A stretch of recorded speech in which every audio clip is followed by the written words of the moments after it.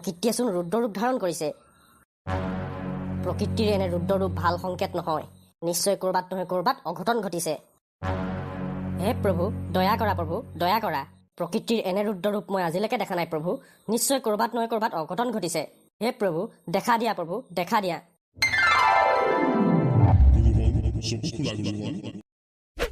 প্ৰণাম প্ৰভু। আয়ুষ্মান ভৱ। প্ৰভু, আপুনিতো জানেই যে মই আপোনাক কি কাৰণে স্মৰণ কৰিলোঁ। গুৰুজন, মই জানো। তেতিয়াহ'লে প্ৰভু, প্ৰকৃতিৰ এই ৰুদ্ৰৰূপৰ পিছত কি কাৰণ আছে? গুৰুজন, এই সংসাৰৰ কাৰণে এটা বহুত ডাঙৰ বিপদ আহি পৰিছেহি। ডাঙৰ বিপদ আহি পৰিছেহি মানে প্ৰভু? গুৰুজন, এই সংসাৰত এটা ৰাক্ষসৰ উৎপত্তি হৈছে, যিটো ৰাক্ষসে এই সংসাৰখন ধ্বংস কৰিবলৈ চেষ্টা কৰিব। পাপ যিমানেই বাঢ়িব সিমানেই এই ৰাক্ষসটোৰ শক্তি বাঢ়িব আৰু লাহে লাহে ই মানৱ জাতি ধ্বংস কৰি পেলাব। তেতিয়াহ'লে প্ৰভু, এই ৰাক্ষসটোক এতিয়াই সমাপ্ত কৰি পেলোৱাটো উচিত হ'ব। গুৰুজন, সেইটো এতিয়া সম্ভৱ নহয়। সেই ৰাক্ষসটোৰ উৎপত্তি বৰ্তমান হৈ গৈছে। প্ৰভু, কোন হয়? ইয়াৰ নাম হৈছে কুম্ভাৰ ৰাক্ষস। 600 বছৰ ধৰি ই পাতাল দেশত গভীৰ নিন্দাত আছিলে। কিবা কাৰণত হয়তো সাৰ পাই গ'ল। প্ৰভু, এতিয়া কেনেকে কি কৰা হ'ব? যি কৰিবলগীয়া আছে এতিয়াই কৰিব লাগিব। চিন্তা নকৰিবা গুৰুজন, পাপ জন্ম হ'ল যেতিয়া পুণ্য জন্ম হ'ল। এতিয়া সেই ৰাক্ষসটোৰ শক্তি বহুত কম হৈ আছে। এই সংসাৰত যিমানবোৰ ভূত প্ৰেত আছে সকলোৰে পৰা সি শক্তি ল'ব। তাৰ পিছতহে সি ধ্বংসলীলাৰ সৃষ্টি কৰিব। গুৰুজন, এই সমস্যাৰ সমাধান যদি লাগে তুমি এটা মনুষ্যৰ ওচৰলৈ যাব লাগিব। সেই মনুষ্যটোহে এই সংসাৰখন সেই ৰাক্ষসটোৰ পৰা বচাব পাৰিব। কিন্তু প্ৰভু, এটা মনুষ্যই এটা ৰাক্ষসৰ লগত কেনেকে যুদ্ধ কৰিব? পাৰিব গুৰুজন, পাৰিব। সেই মনুষ্যজনৰ জন্মই হৈছে এই সংসাৰখনক পাপৰ পৰা মুক্তি দিয়াৰ কাৰণে। জন্মগত কিছুমান শক্তি আছে সেই মনুষ্যটোৰ গাত। গুৰুজন, তুমি যোৱা আৰু সেই মনুষ্যজনৰ সকলো কথা বিৱৰি কোৱা আৰু ক'বা সেই ৰাক্ষসটোক মৰাৰ আগতে সি তৈয়াৰ হ'ব লাগিব। তৈয়াৰ হ'ব লাগিব মানে প্ৰভু? সেই ৰাক্ষসটোৱে ব্ৰহ্মাদেৱৰ পৰা এটা বৰদান পালন কৰি থৈছে যে তাক কোনো ধৰণৰ এলাপচা অস্ত্ৰে মাৰিব পৰা নাযায়।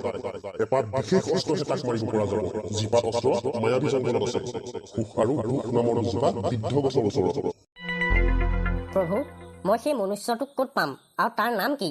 ভলংপুৰ গাঁৱত ক'বা তাক। আৰু সেই মনুষ্যজনৰ নাম হৈছে বলি।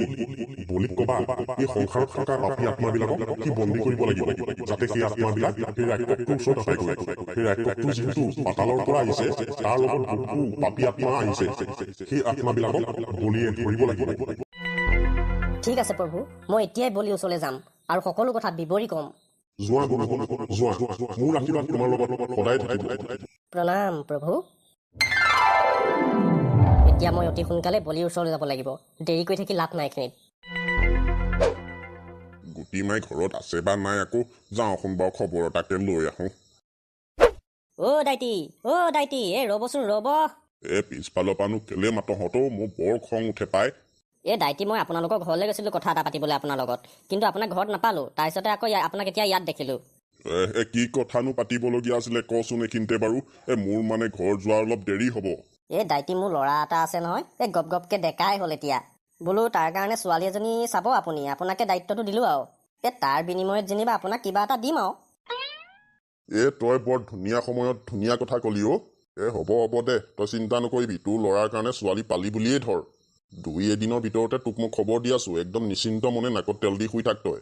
ঠিক আছে দাইটি, তেতিয়াহ'লে আহিছোঁ মই। যা, মোৰো দেৰি হৈছে। অঁ। ভাল পাৰ্টি এটা পাইছোঁ, এতিয়া গপকে কিবা এটা কৰিব লাগিব। গুটি মাই ঘৰত আছনে? দাইদেউ আপুনিহে? মই বোলো আকৌ তহঁতৰ ঘৰতে চাহ একাপকে খাই আহোঁগে। দিনটোত তহঁতৰ ঘৰৰ চাহ একাপ খাবলৈ নাপালে কিবা মূৰটো টিংটিঙাই থাকে অ'। সেইকাৰণে বোলো গৈয়ে আহোঁচোন। ভালে কৰিলে। আহক। মই চাহ বনাবলৈ লৈছিলোৱে। আহক, ভিতৰলৈকে আহক। বাৰু, বৈ। আপুনি বহক, মই চাহকাপ বনাই আনোগে। ৰ চাহ বনাবি, তাৰ আগতে ইম্পৰ্টেণ্ট কথা এটা আছে তোৰ লগত। কওকচোন বাৰু। তোৰ ছোৱালীও বিয়া দিব হ'ল নহয় এতিয়া। তাইৰ কাৰণে দৰা এটা পাইছোঁ। তই আৰু তোৰ ছোৱালীয়ে যদি সন্মতি দিয়ে তেতিয়াহ'লে বিয়াখন কিন্তু পাতিব পাৰি। ল'ৰাও ভাল, চাকৰি কৰে। ল'ৰাজনৰ ঘৰ বা ক'ত? ঘৰৰ কথা সুধিবলৈ এতিয়া দৰকাৰ নাই তোৰ, পিছত মই কম নহয় তোক। খালি তহঁত দুয়োজনীৰে সন্মতি লাগে।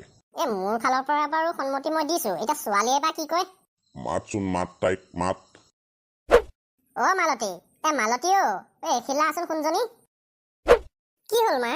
এই দাইদেউ আহিছে তোৰ লগত বোলে কিবা কথা পাতে শুনচোন বাৰু কি কয় বৰ্তা কওকচোন বাৰু কি কথা আছিলে তোৰ কাৰণে মই দৰা এটা বিচাৰিছো দৰাটো দেখিবলৈও ধুনীয়া আৰু চাকৰি তাকৰিও কৰি থাকে এতিয়া মাৰৰ সন্মতিটো পাই গলো এতিয়া তোৰ সন্মতিটো লাগে নাই নাই মই বিয়া চিয়া নহওঁ কেলে বা আকৌ এনেই মোৰ মন নাই এই ল'ৰাটো হেনো ভাল আৰু তোৰ দেখোন বয়স হৈ আহি আছে হ'লেও মই বিয়া নাপাতো তই এতিয়া বলি ৰখা বাদ দে তালে বাট চাওঁতে চাওঁতে বুঢ়াই হবিগে তই দাইকে ঠিকেই কৈছে নাই যদি বিয়া পাতিবলগীয়া আছে মই বলিৰ লগতে পাতিম বাকী মই কাৰো লগত বিয়াত নবহো দাইটি নাপাতে নাই আৰু বাদ দিয়ক যিমান জোৰ কৰি থাকিবলৈ নাই আপুনি বহক মই চাহকাপ বনাই আনোগে যা অকল তই বলিক ভাল পালে নহব নহয় বলিয়েও তোক ভাল পাব লাগিব বলি অহালৈ বাট চাওঁতে চাওঁতে বুঢ়ীয়ে হবিগে গৈ হলেও হৈ যাম মোৰ একো আপত্তি নাই যা যি কৰ কৰি থাক বৰ বিপদত পৰিলো এই 2-3 দিনৰ ভিতৰতে চাই দিম বুলি কলো ল'ৰা ছোৱালী এজনী তাক এতিয়া ক'ৰ পৰা চাই দিওঁ বাৰু কিবা নহয় কিবা এটা কৰিব লাগিব দেই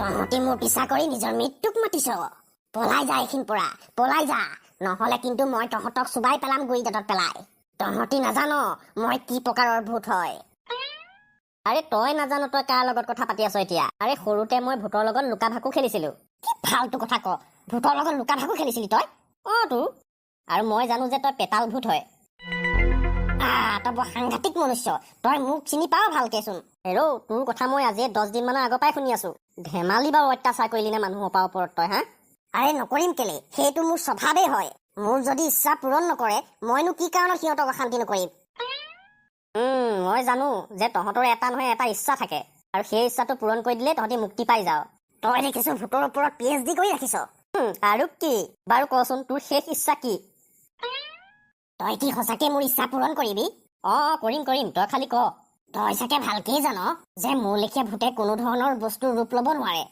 জানো মোৰ মানে ইচ্ছা আছিলে কি মোৰ এটা মানুহৰ ৰূপ ল'ব মন আছিলে আৰু সেই মানুহৰ ৰূপ লৈ এটা ভাল কাম কৰিব মন আছিলে তই যদি মোৰ এই ইচ্ছাটো পূৰণ কৰিব পাৰ তেতিয়াহ'লে মই মুক্তি পাই যাম আৰু তহঁতি যদি মোৰ ইচ্ছা পূৰণ কৰিব নোৱাৰ তেতিয়াহ'লে এইখিন পাই গুচি যা নহ'লে মই তহঁতক চুবাই পেলাম আৰে তই চিন্তা নকৰিবি বলিদাই নিশ্চয় কিবা নহয় কিবা উপায় উলিয়াব এতিয়া চাই থাক তই মই জানো ইয়াৰ যে এনেকুৱা ধৰণৰ কিবা উল্টা পুল্টা ইচ্ছা থাকিব সেইকাৰণে মই আহোঁতেই ভাবিলো কি কৰিব লাগে তেতিয়াহ'লে ক মই কেনেকে মানুহৰ ৰূপ ল'ম তই মানুহৰ ৰূপ ল'ব নোৱাৰ এইটো অসম্ভৱ কথা কিন্তু তই এটা মানুহৰ গাত সোমাবতো পাৰিবি তোৰ নিজৰ ইচ্ছামতেতো তাক কণ্ট্ৰল কৰিব পাৰিবি তেতিয়া সেইটো কথাটো মই ভবাই নাছিলো কথাটো একেটাই তই তেতিয়াহ'লে এটা মনুষ্য মোক আনি দে তই চিন্তা নকৰিবি তই এটা কাম কৰ তই এই কুনিয়াৰ গাতে সোমাই যা ফটোৱা মোৰ গাত কেলে সোমাব আকৌ মন গৈছে আপোনাৰ গাত সোমাই লওক নিজৰ গাত তই দেৰি কৰি নাথাকিবি সোনকালে যা নহ'লে পলাব সি তইনো চিন্তা কৰিবলৈ কি দৰকাৰ ইচোন তোৰ গাত এদিনহে থাকিব আৰু সি ভাল কামে কৰিব তোৰ শৰীৰটোলৈ হ'লেই নহ'ব নহয় সেই বুলি কি ভূত এটাক মোৰ গাত সোমাই ল'ম নেকি মই ভাল বুদ্ধি দিলি তই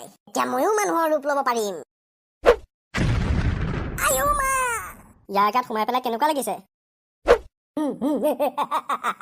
বেয়া লগা নাই ভালে লাগিছে বাৰু দেই খালি বৰ ভেকেট গোন্ধ মাৰিছে তই যে ইমান সোপা মানুহৰ ওপৰত অত্যাচাৰ কৰিলি তাৰ শাস্তিটো তই পাবই লাগিব নহয় আকৌ গম পাৱ নাই সেইকাৰণেহে তোক ইয়াৰ গাত সোমাবলৈ ক'লো মই জানিছিলোৱে তই কিবা নহয় কিবা চাল খেলিছ বুলি মই জানিছিলোৱে এতিয়া মই এডাল শৰীৰৰ পৰা ওলাবও নোৱাৰো কৰিবও নোৱাৰো নহয় তই বৰ বেলেগ জালত ফচালি দেই মোক পাইছ চুটুকা হে এনেকুৱা ভেকেট গোন্ধাইছে এইডাল গাডাল মই মানে থাকিব পাৰিম যে আশা নাই দেই তই এতিয়া বাধ্য তই থাকিবই লাগিব উপায়টো নাই এতিয়া বৈ তোৰ শেষ ইচ্ছাটো পূৰণ কৰোঁগে উপায়ো নাই নহয় এতিয়া যাবই লাগিব বৈ যে ইমান গেলা গোন্ধাইছে কেলে কমিব পোৱা নাই দেই মই হেৰৌ 3 দিনমান গায়ে ধোৱা নাই সেই পাতে নুগোন্ধাই কি হব মই যে তোৰ কথা মানিবই নালাগিছিলে টেটুকেইটা মোহাৰি থব লাগিছিলে তহঁতৰ মই বহুত ডাঙৰ ভুল কৰিলো মই আহ এতিয়া